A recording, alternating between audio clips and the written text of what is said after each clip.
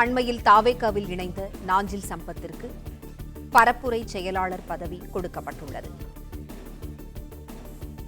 அண்மையில் தாவேகாவில் இணைந்த நாஞ்சில் சம்பத்திற்கு பரப்புரை செயலாளர் பதவி வழங்கப்படுவதாக விஜய் அறிவித்துள்ளார்.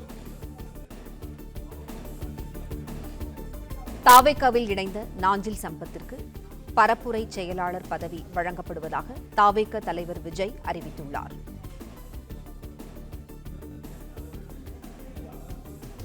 தமிழகத்தின் மூத்த அரசியல்வாதிகளுள் ஒருவர் நாஞ்சில் சம்பத் என விஜய் புகழாரம் சூட்டியுள்ளார்.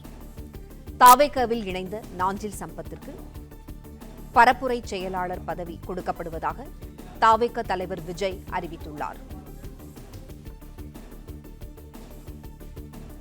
தமிழகத்தின் மூத்த அரசியல்வாதிகளுள் ஒருவர் நாஞ்சில் சம்பத் என விஜய் புகழாரம் சூட்டியுள்ளார். நாஞ்சில் சம்பத் தாவேகாவில் இணைந்ததால் தனக்கு பெருமகிழ்ச்சி என விஜய் குறிப்பிட்டுள்ளார்.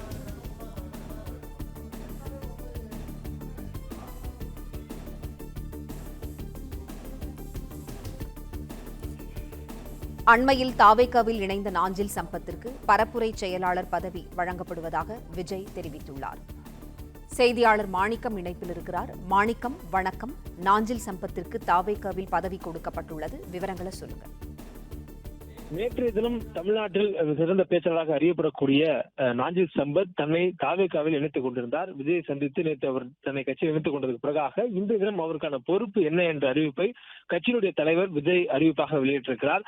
நாஞ்சில் சம்பத் அவர்களுக்கு தாவேகாவுடைய பரப்புரை செயலாளர், கேம்பெயின் செக்ரட்டரி என்ற பொறுப்பில் நியமிக்கப்படுவதாக விஜய் அறிவிப்பை வெளியிட்டிருக்கிறார். மேலும் பொதுச் செயலாளர் ஆனந்துடன் இவர் இணைந்து தன்னுடைய பணிகளை மேற்கொள்வார் எனவும் விஜய் குறிப்பிட்டிருக்கிறார். விஜய் குறிப்பிடும் பொழுது இந்த அறிவிப்புல தமிழகத்துடைய மூத்த அரசியல்வாதிகள் ஒருவர் என்று நாஞ்சில் சம்பத்துக்கு புகழாரம் சுட்டும் வகையில விஜய் அந்த அறிக்கையில குறிப்பிட்டிருக்கிறார்.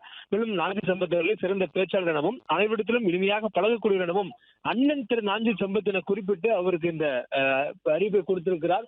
இந்த நிலையில நாஞ்சில் சம்பத்தை பொறுத்தவரையிலும் அண்மையில மதிமுகவிலிருந்து விலகி வந்த மல்லை சத்யா ஒரு கட்சியை தொடங்கியிருந்தார், திராவிட வெற்றி கழகம் என்று.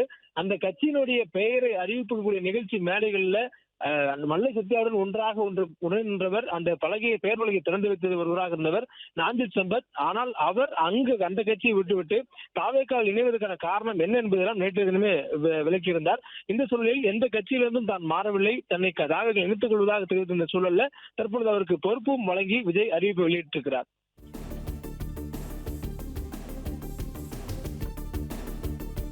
நன்றி மாணிக்கம், தகவல்களுக்கு நன்றி.